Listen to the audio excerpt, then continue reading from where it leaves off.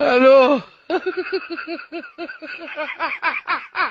আমি আরো ভাবতেছি পুলিশটা ঘুমাইতেছে, আসলে ঘুমাইতেছে না, এলো ঘুষ খাওয়ার ধান্দা। আসলে ঘুষ খায় সব দেশের পুলিশের নাম পড়ে আঙ্গো বাংলাদেশের। আচ্ছা, বাংলা ভাষা শিকার পর আল্লাহর কসম করে যদি আমি বিয়া বাড়ি পাই, আল্লাহর কসম মনে করে দেখ তারা 90-এর দশকে আমরা যখন বিটিভিতে খেলা দেখতাম, কি করে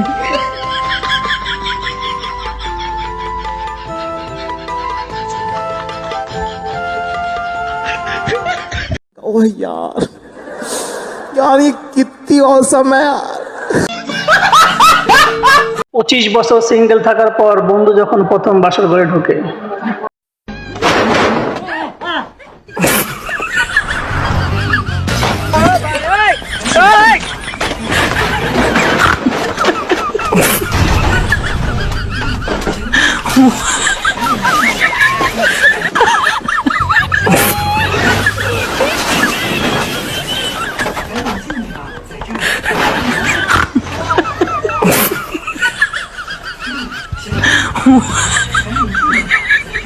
এইটাও সম্ভব?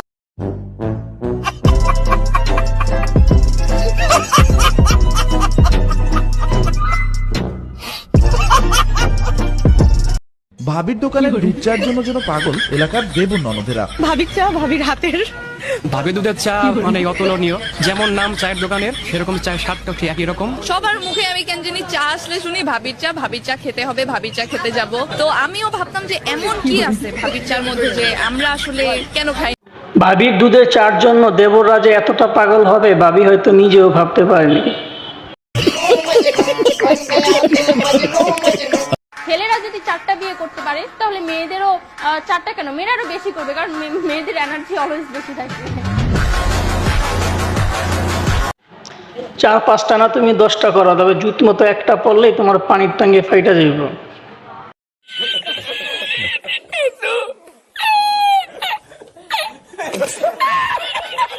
একটা গান গেয়ে শোনাও তো।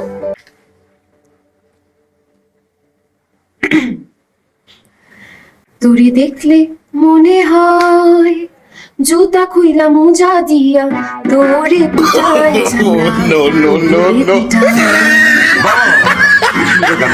এরকম সুশীল ও ভদ্র মেয়েকে কে কে বিয়ে করতে চান কমেন্টসে অবশ্যই বলে যাবেন।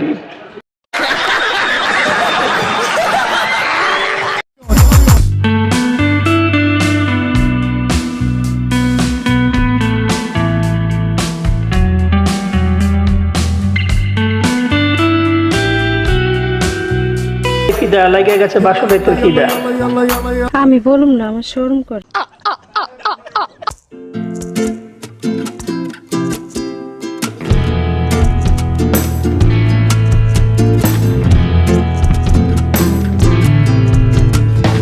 খালাতো ভাইদের সাথে প্রেম করে, বিয়েও করে, আবার বাচ্চাও পয়দা করে।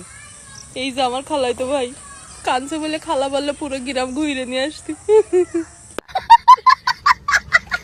তো হ্যালো বন্ধুরা, এরকম মজাদার ও ইন্টারেস্টিং ভিডিও পেতে আমাদের চ্যানেলে সাবস্ক্রাইব করে রাখুন, লাইক ও কমেন্টস করতে ভুলবেন না। ধন্যবাদ ভিডিওটি দেখার জন্য।